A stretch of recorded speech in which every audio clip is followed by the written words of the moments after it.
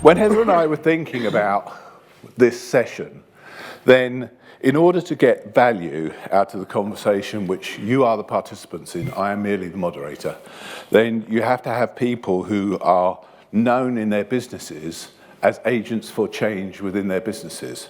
So when we were thinking about the people, we thought, okay, let's get people who are CEOs, because that's kind of a prerequisite of a CEO panel, but let's also get people who, in and of themselves, are restlessly innovative, both in what they do currently, but in all the things that they've done in the past. Sadly, if you put together the number of years that I've known these people, right, it probably comes close to 100, sadly. But I can assure you, they think differently, they create innovation, and more importantly, they create an environment in their businesses where people want to innovate.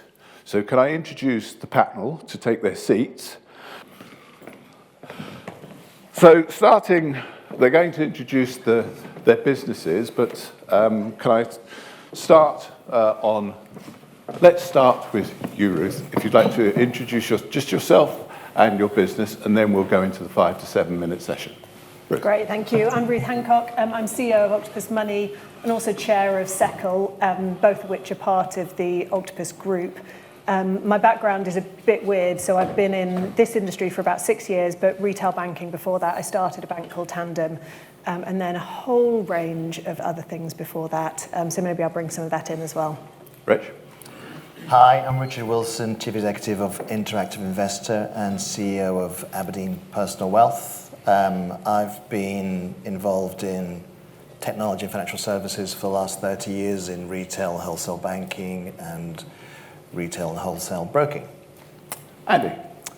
Andy Curran, CEO of Standard Life, part of the Phoenix Group, and much to my shock, I've been in the industry since 1989 and largely in the life company space across the UK and Europe and a bit of North America. Mark. Hi, morning everyone. Mark Duckworth, I'm the CEO of Schroders Personal Wealth. I've been here now for 4 years. It's a joint venture between Lloyds Bank and Schroders, the asset manager. Prior to this, I was in a business called Openwork, priorly known as Allied Dunbar. Might go into some of the history of that and the change that made coming into where Heather spoke about in the year 2000. So I predominantly worked in the UK, but also across the Middle East. Okay, so for 5 to 7 minutes each, the guys are going to give you their view, not necessarily related purely to their own business, but their view of what things might be like in 3 to 5 years' time and what they're doing and how they visualize things that might impact upon that change. Can I start again with you, Ruth? You may. So for those of you that don't know Octopus Money, which is my day job, we're on a mission to democratize access to help with your money. So we've taken lots of things that I've learned from both retail banking, robo-advice, but also wealth management and financial advice, and tried to bring those together to say you can provide holistic advice to someone in the mass market. And by the mass market, I mean someone from 0 to 250k of investable assets. And our mission is to prove that that's true, prove that we can do that at a profit, and then convince all of you to do it too. So that's the change that we're trying to bring about in our industry. The other business I chair is called Seckle. And for those of you that don't know Seckle, it's an investment tech business. And Seckle is a change agent in a slightly different way. So what I've observed across both retail banking and wealth management is you can't create change unless you have a technology system that allows you to change things quickly. And when I moved over from retail banking into wealth management, I'm afraid to say that I found tech to be 10 to 15 years behind what I'd seen in retail banking. And retail banking tech is not great. And I've seen a lot of improvements over the last 6 years, lots more businesses coming to the market. But fundamentally, what our industry struggles with is legacy technology, which means we can't change things, we can't improve things for customers, and critically, we can't reduce the cost to serve, which means that the vast majority of the UK population is locked out of getting help with their money. So where do I think we'll be in 5 years? You know, I look forward to a future where everybody can get help. And if I think about it from a customer's perspective, help is not about investment advice. It's not about portfolio selection. It's not about understanding what fund performance is. It's walking into a room and saying, I don't get this money stuff. Money is something we deal with every single day in every bit of our lives. And when you talk to the average person in the UK, they say things like, it makes me feel stupid. I feel like I'm always losing. I don't have a long-term plan, and I don't know how I'm going to get one. And they don't know where to go for help. They might ask their parents, they might ask their friend who happens to work in financial services. And let's be honest, those of us who work in financial services aren't necessarily brilliant financial planners. So how are we really brilliantly placed to help? But they're completely lost. In Octopus Money, we launch into workplaces. And when we go into a workplace, about 40% of people sign up for a session with a financial coach because they have nowhere else to go. And the feedback you read after that is things like, I cried after my first session because for the first time, I felt listened to, I felt understood, and I felt like I could ask all those stupid questions. So my 5 years' time is where help is democratized. Help isn't something that's in the domain of the wealthy. Help is something that everyone can get access to. But if we want to get there, what needs to be true about our industry? I'd probably point to three things. The first is technology. Technology has to reduce the cost to serve. Now, my view of the kind of AI revolution, lots of people say to me, well, surely avatars will replace financial coaches. You know, people aren't important, really. My view is actually not yet. What AI will do is it will make every task that a human doesn't need to do automatable, just as technology has today, but AI adds extra power to that, which means that the person can do the thing that the person is uniquely capable of doing, which is empathy and listening. And maybe one day an avatar or a deep fake will get there, but I think we're a little way off that yet. But if you can automate that human such that A, they understand exactly what they should be talking to customers about, and B, you make all those administrative tasks quick and easy, and you know our industry has a fair way to go on that, then you can afford to have a human at the centre of it. You can afford to create that feeling of help, of listening, of empathy. So that's number one, is we have to get technology right, and we have to be a bit more forward thinking and a bit braver actually in the way we implement technology in our businesses. The second is an understanding of how change happens. So as many of you have, you've probably been following all of the advice guidance boundary with interest. And for me, bits of it actually fundamentally misunderstands how I think change happens in industry. When I was in retail banking and there was that challenger banking phase, all of the big banks sort of looked at us to start with and were like, oh, you know, these little banks aren't going to work. And then suddenly they said, oh, maybe some of these little banks will work, because they were starting to produce customer experience that was noticeably different from what they were able to produce, largely because of their technology. And then you look over 10 years and you realize that all of those incumbents have caught up because they've bought the innovation, they've implemented the innovation, and then they've actually taken that out to customers. That's how you create mass change. So what I'd love to see is an industry where actually those new business models, those startups are really encouraged, because to me, that's how you create change. That's where I observed lots of the change agents came from. The third piece is therefore how we run our businesses. So, you know, I can be very optimistic and say in 5 years' time, everyone in the UK will have access to someone to help with their finances. I believe that could be true.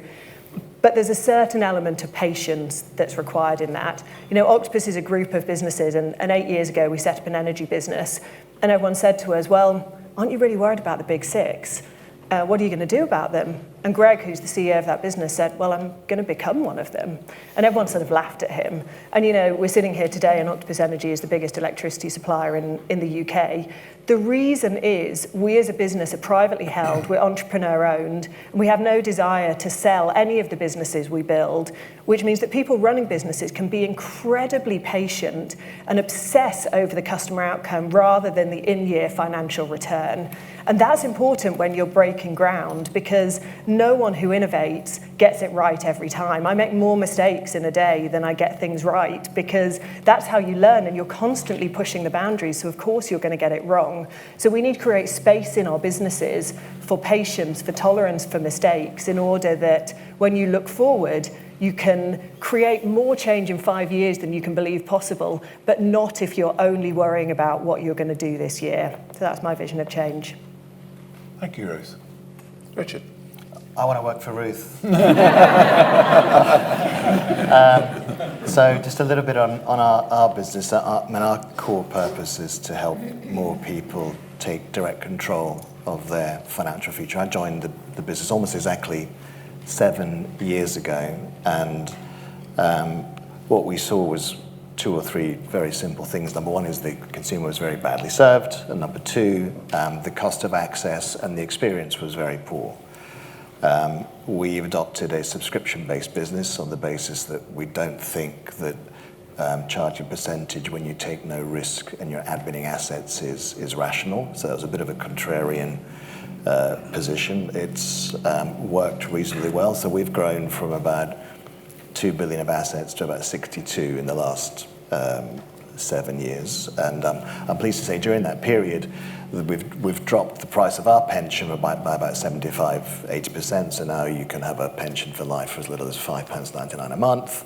And we now do about 27% of all UK retail share trading. So we've got a reasonable view of what's going on out on the street. So for us, it's always been about providing access to more people with an experience that is right for them. The technology provides a great opportunity to be able to understand what is quite a broad demographic, different life stages, different levels of confidence and experience, different objectives, and make an investing experience something which is personal to them.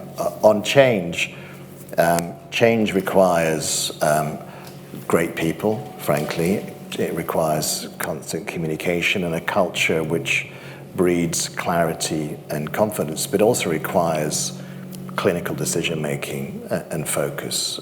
Everything that we do, every decision that we've made or I've made, there are lots of voices saying don't do that, and there's always resistance. In fact, I'm probably make more mistakes than you do, but I'm probably proud of the things that we haven't done as much of the things that we have. Avoiding barking dogs and sticking to your knitting. Simple is extraordinarily hard to do, and you can only provide, I think, great service to your customers, which ultimately define your existence, if you can get to simple. And in my world, that's meant divesting over a dozen businesses, half of which were profitable, and you face all sorts of challenges and doubts from everybody when you do those things, but you have to stay focused on what your North Star is and make those choices with your team so that in terms of all the uncertainties which we face every day, that you can still instill optimism and confidence in the team. So I see in the next 3 to 5 years more of the same. There'll be less cost to the consumer, there'll be better choice.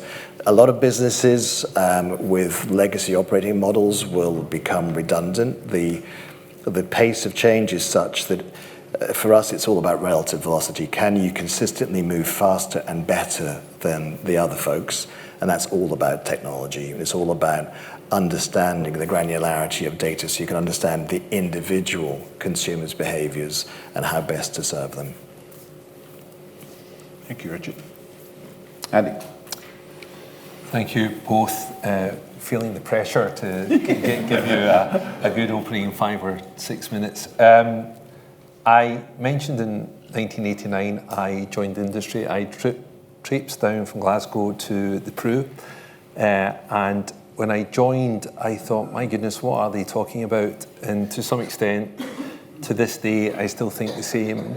In 1989, the Peru had about 22,000 salesmen or men from the Peru, plus some others actually who went around to collect premiums. So 20,000 people. At that time, there was lots of people in defined benefit schemes. At that time, people didn't live as long, and at that time there was more support from the state. So what do you have as you roll forward? You've got an ageing population. You've got a population who doesn't really understand, as Ruth was saying, their financial situation one way or t'other. They don't really get it. So in 2000, I was asked to join Phoenix Group, they had just bought Standard Life and they just bought Reassure, which is effectively the old tech that the guys were talking about. But nonetheless, between those brands, there's over 10 million policyholders and about another 12 million policies on top, if you like. So a lot of people with a lot of policies with us. And I was asked, this was during lockdown, I was asked, well, what's your strategy for this? And I thought that is a good question. And I do remember being asked within 10 days of joining to present my strategy to the PLC board from my dining room with new tech, which was nerve-wracking for me. And basically, I had two observations.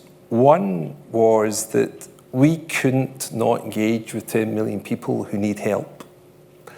That just isn't an option. We would not be doing the right thing. So park that for a second. And it also struck me that as an insurance company, and as I cast my mind back to when I joined the industry in 1989, what did the Pru do at the time? Well, it helped people save up. That's kind of what it did. And it helped people take income from their savings up. And should you drop dead, it probably gave a cheque to your loved one in the event of that loss of income, effectively. And I thought, actually, if the need now is as great as the need then, what are we going to do? So I made the point to the board at the time. I said, we should think about being an insurance company. Because what an insurance company is pretty good. We were not a wealth manager. We did not have an advice capability. And that wasn't my starting point. There's 3 trillion of assets in our industry as we broadly define it. 1.4 trillion sits in DB, the balance obviously being in the savings space.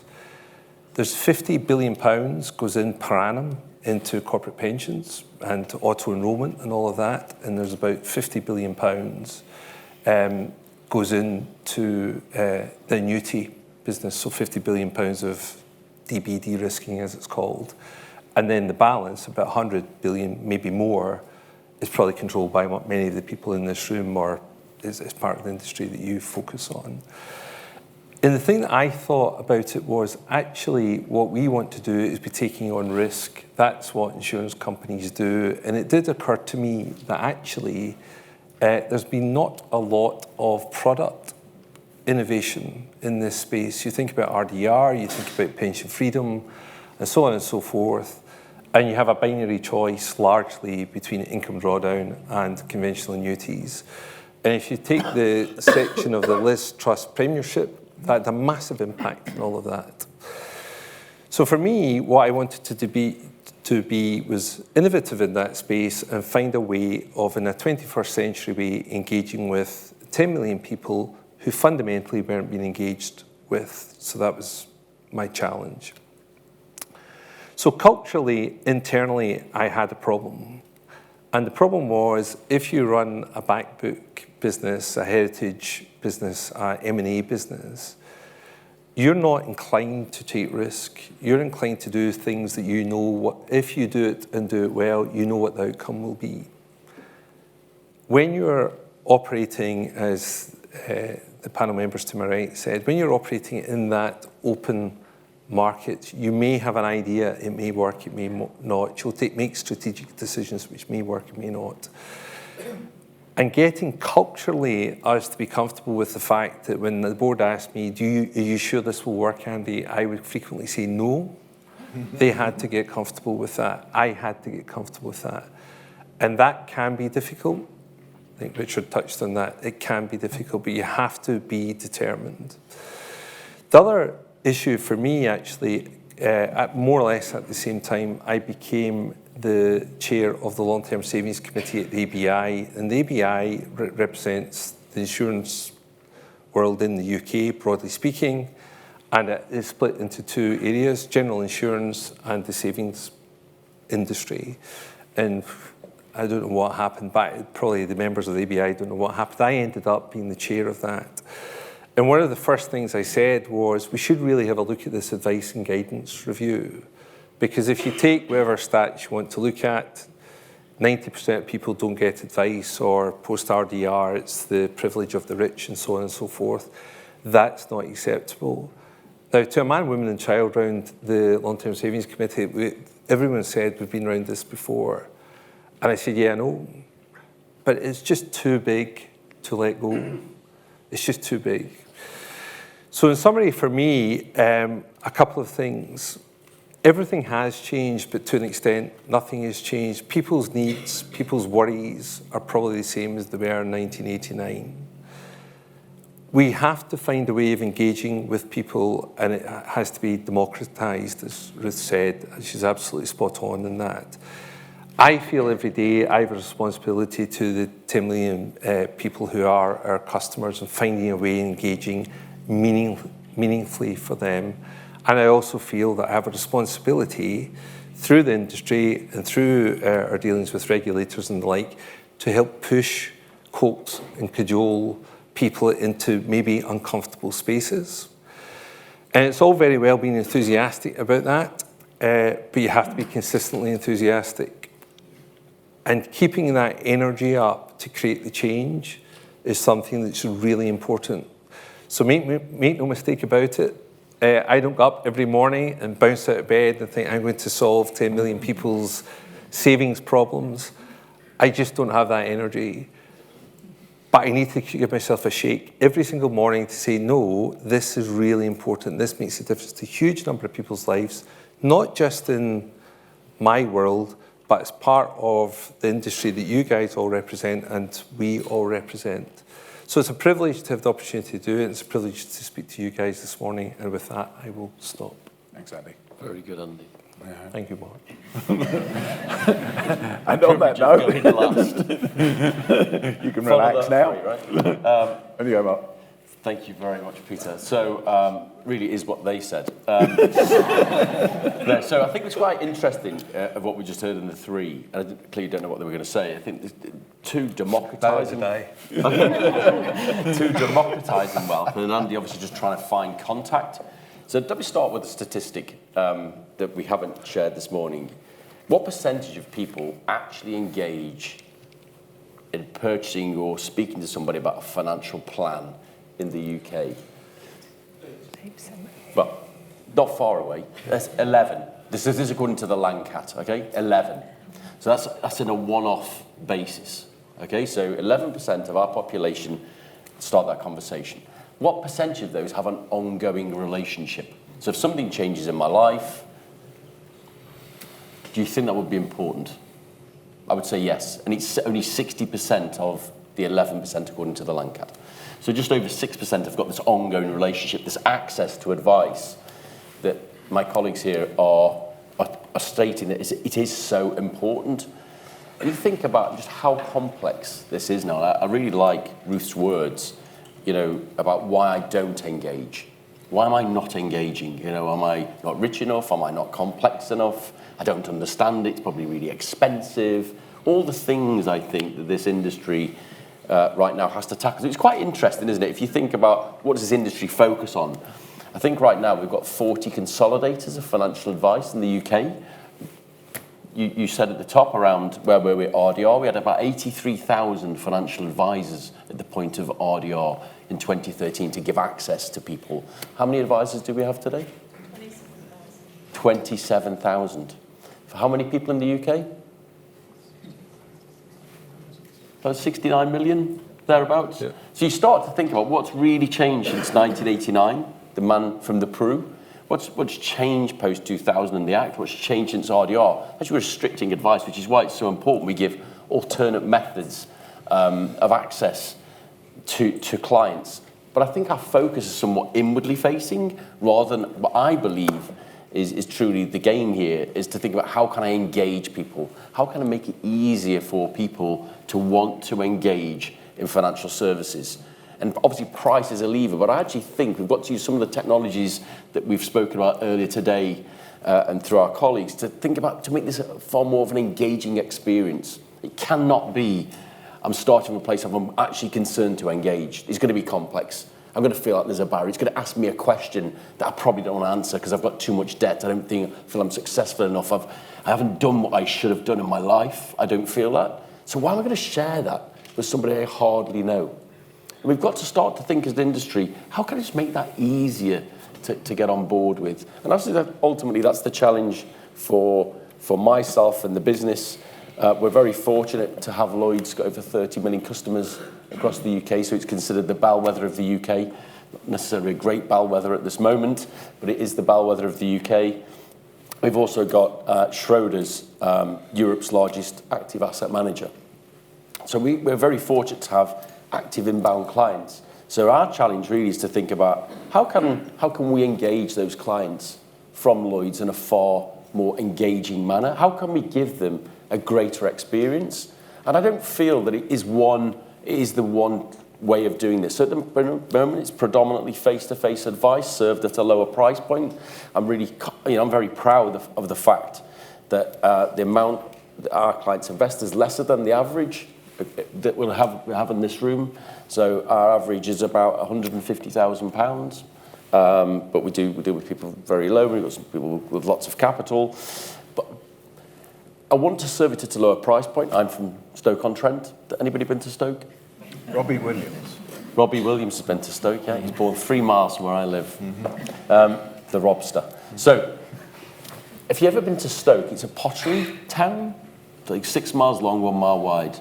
And when the man from the Prue wasn't there anymore, what happened to those people? And we could argue about the value of the saving that they had or didn't have, but now they don't save at all. They've been left behind. And they are part of the 89. And I'd love to think that this room has a drive and an incentive to want to really change that 89. So let's focus it inwards and let's start thinking about the 89. What industry could we have if we all were the change agent that said, actually, we've solved for half of that gap in the next 5 years? And to do that, I think it is not one model will fit all. I do think that we will have face-to-face advice. I do think the standards of that will need to rise and the cost of that will need to come off, and we need to, as you may have seen recently in the press, we need to deliver the service that the clients have paid for and they deserve. But equally, we need to offer the coaching that Ruth's firm offers, whether that's in workplace or personal, because people start in different parts of their life. I think we should also be engaging clients at a younger age. People in our models, there'll be people in this room you think, where's my optimal client? I think they're probably 45. Why? Because they've got some money, they've got children, they can see it, and I can look after them for the next 20 years, and that's the optimal point. We're all thinking about optimization of profit. We're not actually thinking about the client. So I think there's the 11. I think the way we serve them through coaching, through interactive investment, we're making the choice. But I think it's all about the engagement. And if I could urge us all to be change agents, it's just remember the 11. And if every year we come back and say, have we started to move that delta? Have we changed the 60%? Because I think that's as important as the 11. You cannot just buy it once and expect it's going to be fit for life. So that would be one of my points, Peter. Thank you. Okay, so you see why they are where they are, because they have views. I'll summarise at the end what I think makes them common, but they each have individual approaches. What I'd like to do, what I prefer not to do is to ask them questions myself, but I will, right? But that will only happen in the absence of any questions from the audience, and it's your day. So please may I ask for questions from the audience, and then I'll have one or two of my own. It's a question. I'm useless at this thing. Right, okay. And particularly could people from nearer the front ask questions, and nobody from up there, right? Okay. Hi, go on, Caroline, I'll pass it to you. There you go. Thank you.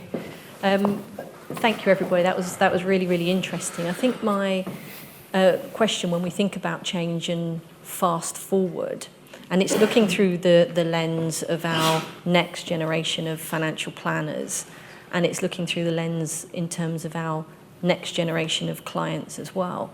And I keep thinking about the gap starting at school level and education, and whether that's helping people to become more familiar with their finances and trying to remove some of the the obstacles and concern, but also how we start to capture some amazing talent that wouldn't naturally, fall into financial services to push with industry into profession.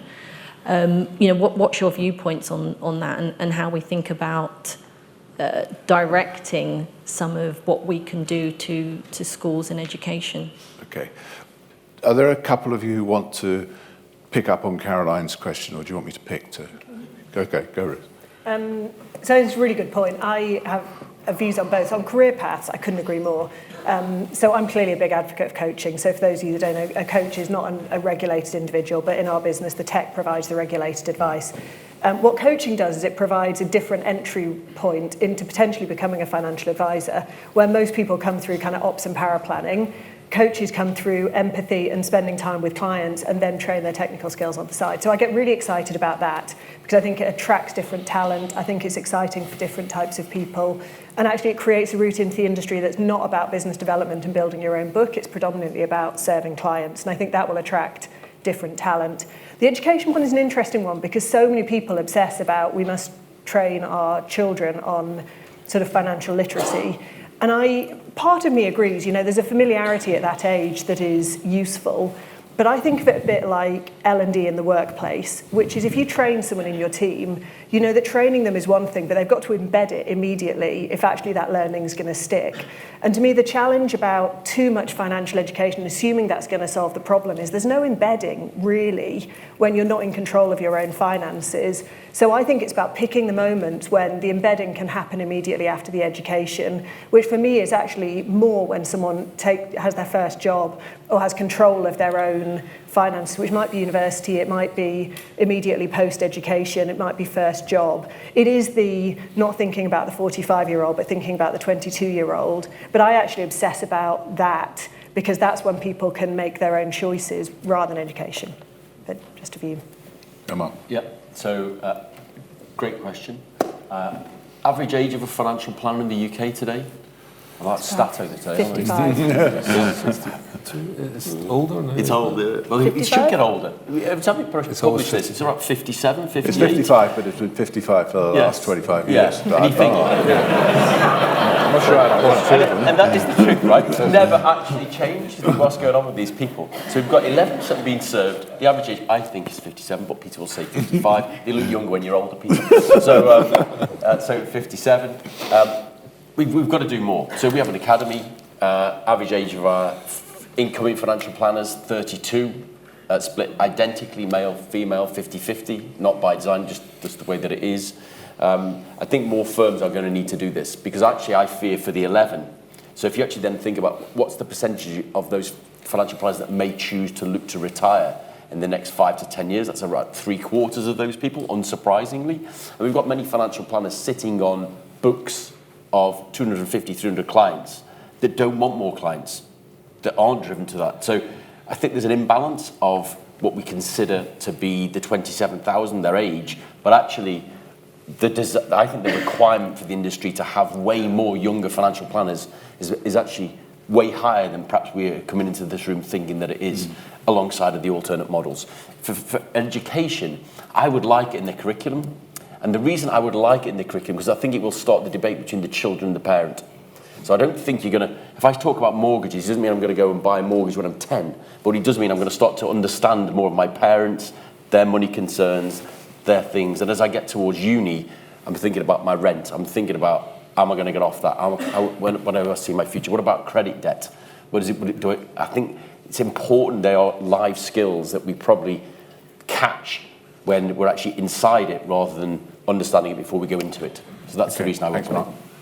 I've got choices, Caroline. Either you can throw it to the next person or I can do it. So let's see where the next question is coming from. Can you get up to Helen, up the top there? Oh, gosh. Apologies, everybody. It's training for you. Now, spot the one who played netball when they were younger. Helen. I'm useless at things like that. I really loved it. Thank you very much for everyone's bits on that. I think it was a great blend of technology, value, and engagement. And for me, one of the core things that ties that in together is how we communicate as an industry. Because actually, if you look at sort of things like the Financial Lives survey, 60% of people who didn't get advice don't see the value in it. And I think that's a really core part. We can do a lot internally to deliver better outcomes, but what are we doing to communicate that? So what do you feel needs to culturally shift for us as an industry to really do something about communication? Because, consumer duty made that very exciting, but there's been some changes, but we're still sending 8-page, statements out to people. We are still sending them 5-page costs and charges. We are communicating things in a way that they just don't understand, which is why we're getting I'm not stupid, but what can we do as an industry collectively to really move that? So communication, Andy. Again, good question. The industry is typically driven by technocrats and bureaucrats. And they revel in speaking in complex language which is not heard in normal day conversation. To give you an example of that, last week I was at a conference and I had to speak about decumulation. It did make me think, outside of our industry, have I ever heard anyone using the word decumulation? The advice guidance is another example of that, where when polarisation did come out, I actually looked up, and it wasn't digital then, I looked up the Oxford English Dictionary and thought, what actually is the definition? If you look up advice, it basically says guidance. So we spend our whole time debating boundaries of stuff that is meaningless to people. In 1989, we were talking about comps and KIMPs and Section 92B rights and retirement annuity contract. It was meaningless. So we need to get our head out of being self-serving as an industry and focus on the individual. It's not the 10% or the 11% that Mark's talking about, where we endlessly spend our time messing around with. It's other things which would make a difference and stop being so technocratically and bureaucratically driven. So if you can engage people in a modern way, and my colleagues on the panel here will be much better at me in explaining this, but if you look at the big policy decision which was made over the past 10 to 15 years, which made a difference in the UK, it was auto-enrolment.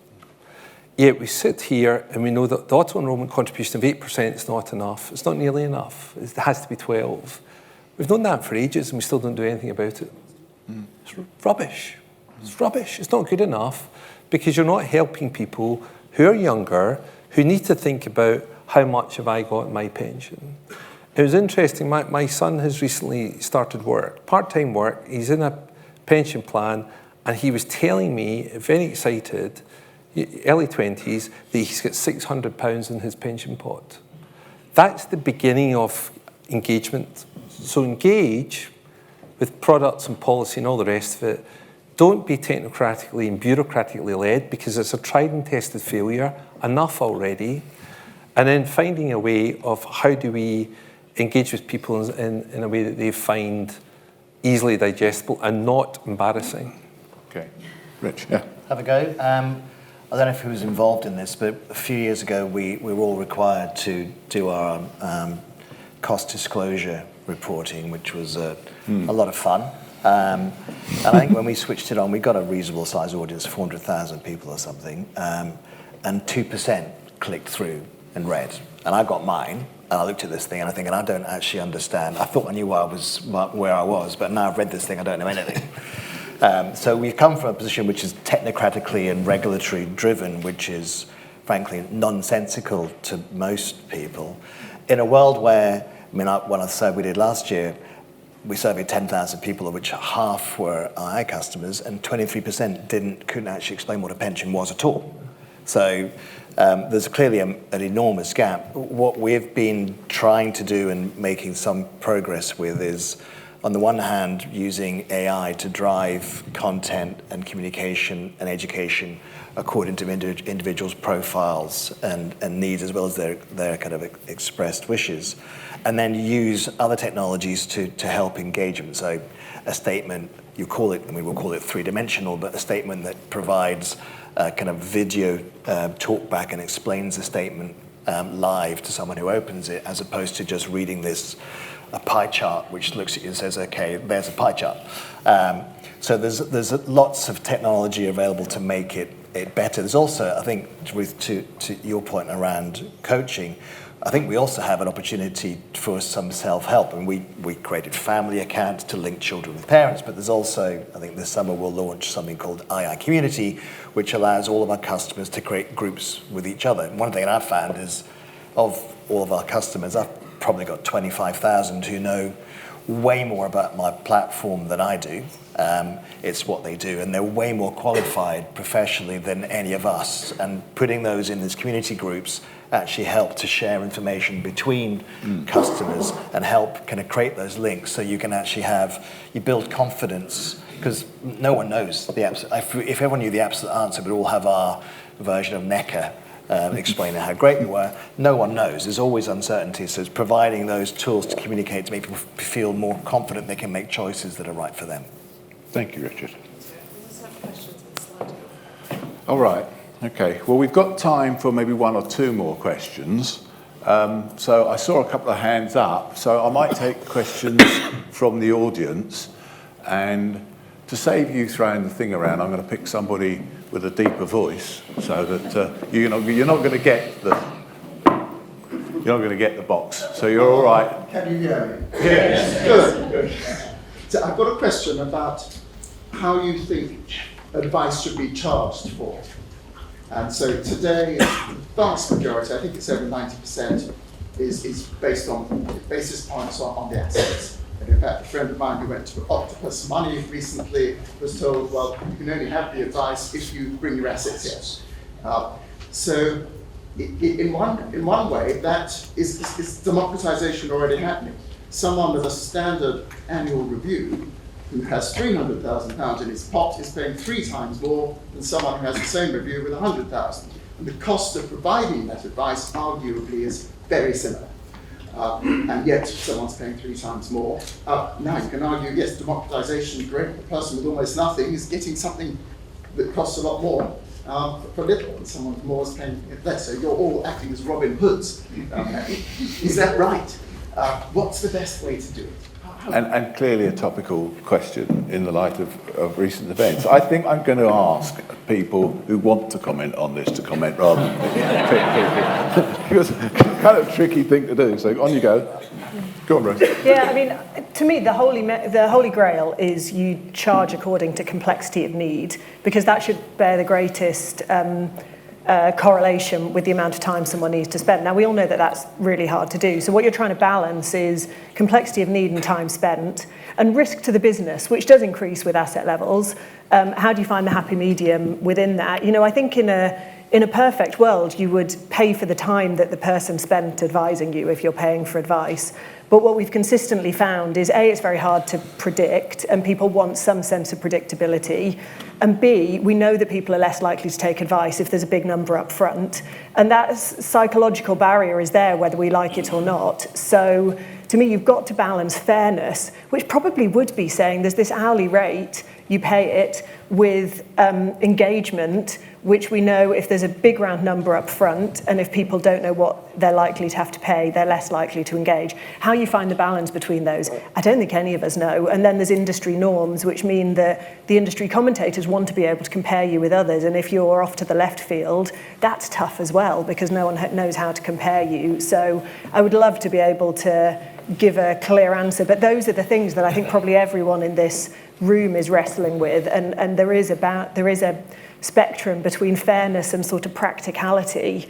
What I'd love to see is more innovation and more people trying and testing different things. So I see some brilliant firms on fixed price models, and I look at them and talk to them and say, how does that work? Does it engage your customers?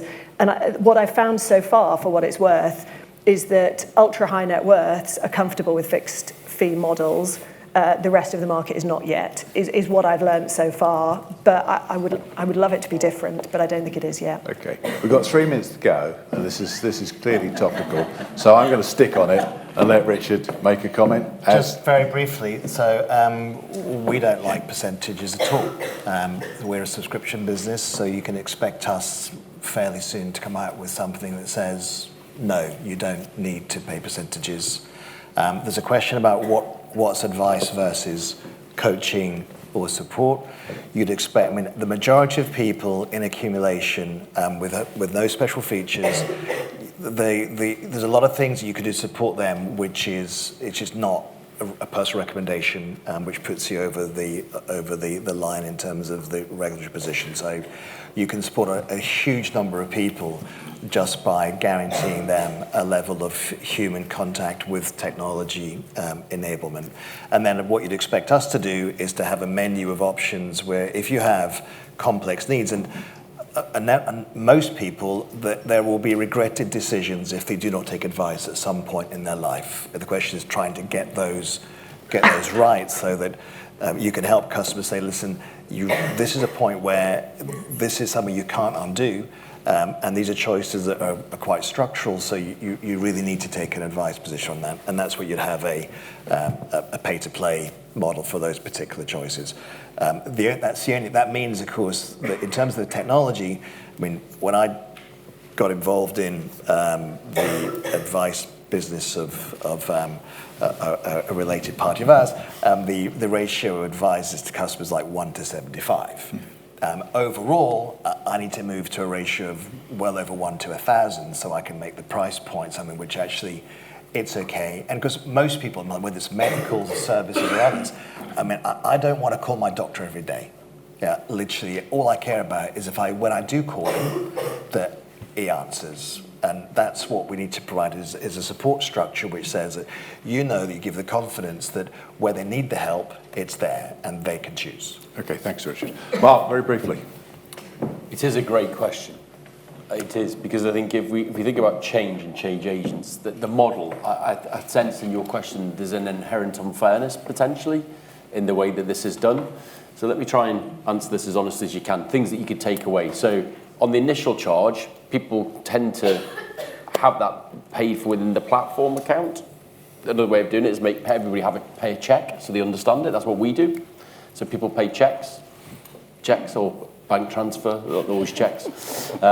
For that initial, so people are very clear on what it is and what it's not. I think there's some other drivers, isn't there, here? Let's be honest about it. If you think about the ongoing element of it, what do people value entities on? It's the ongoing revenue, it's the recurring that creates the EBITDA, that creates the multiple. You can argue that in the last 10 to 15 years, those models have completely shifted. So people typically in a larger firm will be taking a platform fee and an investment fee if they have those permissions on top of the advice fee. So the advice fee could be compressed. But my view is that in the initial case, if you've got somebody with 12 pensions, say a Peter type character, he's worked in a lot of places, you've got to consolidate all of those things, you tend to feel that you're undercharging for the amount of work that's done in the initial phase, but you're probably over-indexed if Peter's a nice, quiet client in the ongoing. So you tend to think, don't you, that the model in some ways has to shift in time, but will the client pay for the consolidation of the 12 pensions to begin with? That I think as an industry we haven't got that right either, but we seem to be over-indexed on the ongoing if it's a quiet client, and I think that's where the rub is. But you've got to think the pressure on individuals, certainly if you're in a listed style of business, if you start to take that down, the multiple at 15 times is coming off that same value. So it's quite an interesting challenge between the shareholder and the client. Okay, thank you. Right, that's the end of this session. Can I summarise in 2 minutes what I hope you got out of it? The session began by the exhortation to you all to be change agents in your businesses and in and around your businesses. And what you've seen today, I think, from the guys is some key qualities that I think you need and have been more than adequately demonstrated in the conversation that we've had today. The first is simplicity. Simplicity is very, very hard. It's really hard to do. But when you've listened to the speakers, the models or the aspiration of the models is quite simple. The second thing that comes across absolutely clearly from all 4 of our CEOs is passion and determination. You have to be passionate to want to make that difference, and you have to be determined to carry that passion through. And the last thing is, if you look back to the ancient Greek iconoclasts, the one thing that they had, and they all had, was bravery. And the one thing that these people have demonstrated in their careers is bravery. It's been a privilege. Thank you very much.